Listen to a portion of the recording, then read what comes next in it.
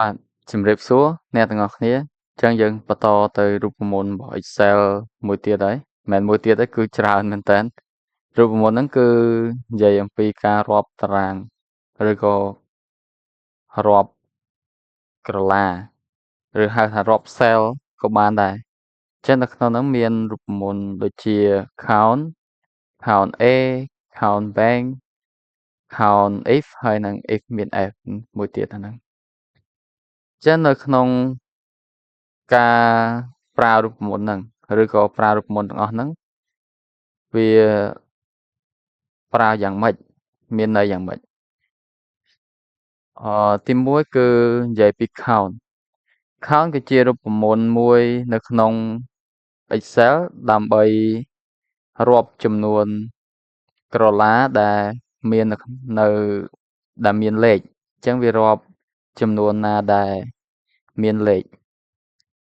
ចឹងដូចនៅក្នុងនេះចឹងវាមានលេខគឺវារាប់តែបើសិនជាចន្លោះអត់មានលេខឬក៏អត់មានអក្សរអីទេគឺវារាប់ទេរាប់តែចំនួនលេខទេអាហ្នឹងសម្រាប់លើ count មិនមែនរាប់លេខយកលេខនឹងបូកចូលគ្នាណាគឺរាប់ចំនួនកន្លាណាដែលមានលេខគឺវារាប់1អញ្ចឹងទៅហើយ2អញ្ចឹងទៅ3 4អីអញ្ចឹងទៅអាហ្នឹងខ្ញុំឧទាហរណ៍ឲ្យបានយល់ទេណាចូលទី2គេហៅថា count A count A គឺជារូបមន្តរបស់ Excel នឹងដែរគឺដើម្បីរាប់ចំនួនក្រឡាដែលមានលេខផងហើយនិងអក្សរផងឲ្យទៅថាមានកន្លានឹងមានលេខហើយនិងមានអក្សរគឺវារាប់តែចំពោះកន្លាដែលទទេអត់មានអក្សរអត់មានអត់មានអក្សរអត់មានលេខទេគឺវាអត់រាប់បញ្ចូលទេគឺរាប់តែលេខហើយនិងអក្សរទេហ្នឹងសម្រាប់ count A count bank នេះមួយទៀតអាហ្នឹងគឺ count bank ហ្នឹងគឺគេប្រើវាសម្រាប់រាប់ប្រភេទក្រឡាដែលវាអត់មានអក្សរហើយអត់មានលេខអញ្ចឹងប្រើរូបមន្ត count bank ហ្នឹងគឺរកចំនួនតារាងឬក៏ cell ដែលទទេនេះទទេនេះអញ្ចឹងបើលេខហើយនិងអក្សរគឺអត់រាប់ទេរាប់តែចំនួនដែលទទេទេ count if គឺជារូបមន្តមួយប្រើសម្រាប់រាប់ចំនួនក្រឡាដែលបំពេញតាមលក្ខខណ្ឌអញ្ចឹងឧទាហរណ៍ថាយើងចង់រកអីមួយរកលេខ30ឬក៏រកលេខ50អញ្ចឹងបើសិនជានៅក្នុងជួរទាំងអស់នេះឧទាហរណ៍ថា20ចុះនៅក្នុងជួរទាំងអស់ហ្នឹងមាន20ប្រមាណប្រអប់អញ្ចឹងគឺវារាប់តាមហ្នឹងដោយយើងដាក់លក្ខខណ្ឌវាឲ្យវារកលេខ20ចំណែកឯរូបមន្តចុងក្រោយរូបមន្ត count if ហើយមាន s មួយទៀតហ្នឹងគឺយើងប្រើវាសម្រាប់រាប់ចំនួនដងដែលលក្ខខណ្ឌច្រើនត្រូវបានបំពេញអញ្ចឹងអាហ្នឹងគឺគេរាប់ទៅតាមប្រភេទដែរ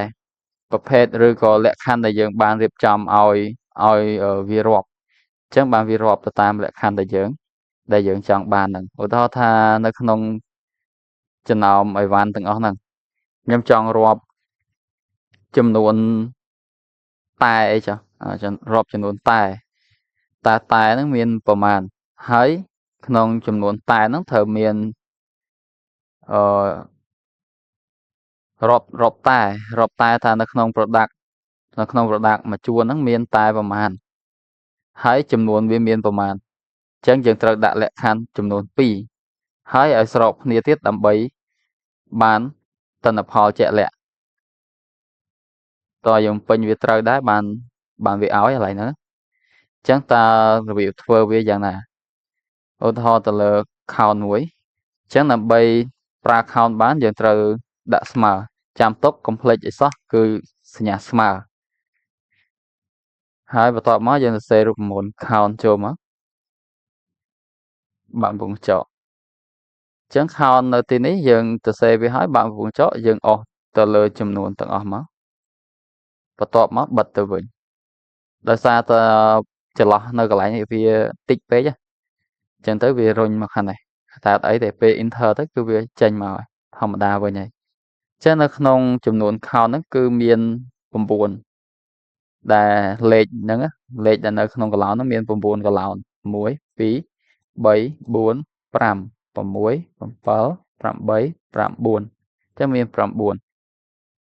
count A count A គឺយើងធ្វើដូចគ្នាដែរតែយើងដាក់រូបមន្តថែម A មួយទៀតបែបនេះ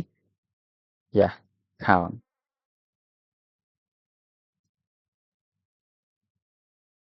បន្ទាប់មកយើងអស់ទៅលើតម្លៃទាំងអស់ដូចគ្នាហើយបិទទៅវិញ enter មកចឹងនៅក្នុងហ្នឹងគឺវារាប់ចំនួនទាំង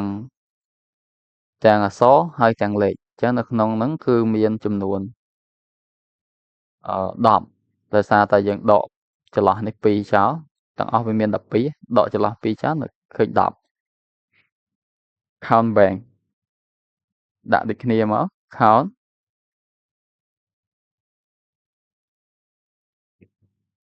B A N K ណាបាំងពងកញ្ចក់អស់ទៅលើតម្លៃទាំងអស់ចំនួនទាំងអស់ដែលយើងចង់រកហើយបិទទៅវិញអញ្ចឹងនៅក្នុងរូបមន្តនេះគឺរកចំនួនក្រឡាណាដែលវាចន្លោះនោះយ៉ាងម៉េច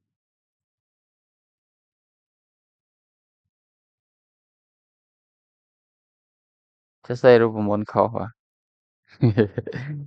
នេះតែបានត្រូវហើយ enter មកចេញហើយគឺចន្លោះហ្នឹងគឺមាន2កន្លាអញ្ចឹងវាចេញមក2កន្លា count if ស្មើ count if បើកំពុងចកកន្លែងនេះដែរគឺយើងអស់ចំនួនបែបនេះមកហើយក្បៀស1អញ្ចឹងយើងដាក់លក្ខខណ្ឌវាឲ្យរកអ្វីមួយឧទាហរណ៍ថារក80ចុះអញ្ចឹងដាក់80មកបិទទៅវិញអញ្ចឹងគឺយើង enter មកចេញហើយនេះអញ្ចឹងនៅក្នុងកន្លាដែលវាមានលេខ80ហ្នឹងមាន2កន្លានៅក្នុង count if ហើយមានអក្សរ f ហ្នឹងធ្វើបែបម៉េចយើងដាក់ស្មើ count if ហើយថែម s មកបើកវងកញ្ចក់អញ្ចឹងនៅក្នុងប្រឡាស់នេះដែរគឺខ្ញុំអស់ទៅលើប្រភេទរបស់វា product អស់ទាំងអស់នៅក្នុងការអស់ទាំងអស់នេះគឺខ្ញុំចង់រកថា Coca ចុះអញ្ចឹងយើងត្រូវសរសេរអក្សរនៅក្នុងក្មេងកណ្ដៅចាំបើកក្មេងកណ្ដៅមកសរសេរ Coca អញ្ចឹងអក្សរ Coca នៅក្នុងហ្នឹងអក្សរតូចឬក៏អក្សរធំសរសេរថ្មិចឲ្យវាដូចគ្នាដើម្បីឲ្យវាចេញទៅវាត្រូវអញ្ចឹងអក្សរធំ Coca Cola បៀសមួយមកអញ្ចឹងយើងចូលមកខាងនេះវិញលក្ខខណ្ឌទី2ហ្នឹងគឺយើងអស់លើវាទាំងអស់ដែរបន្ទាប់មកខ្ញុំប្រើក្បៀស1អញ្ចឹងនៅក្នុងកន្លែងតំណែងឬក៏ហៅថាចំនួនរបស់វាហ្នឹងនៅក្នុងចំនួនកូកាគឺលេខ20អញ្ចឹងយើងសរសេរលេខ20ចូលមកហើយបិទទៅវិញហើយ enter មកចេញហើយអញ្ចឹងនៅក្នុងហ្នឹងមានន័យថាជួរដែលកូកាមានហ្នឹងគឺមានចំនួន3 1 2 3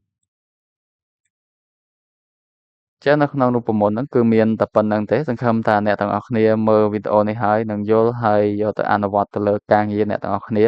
បានជោគជ័យចឹងជួបគ្នានៅវីដេអូក្រោយទៀតជាមួយនឹងរូបមន្តថ្មីៗបាយបាយ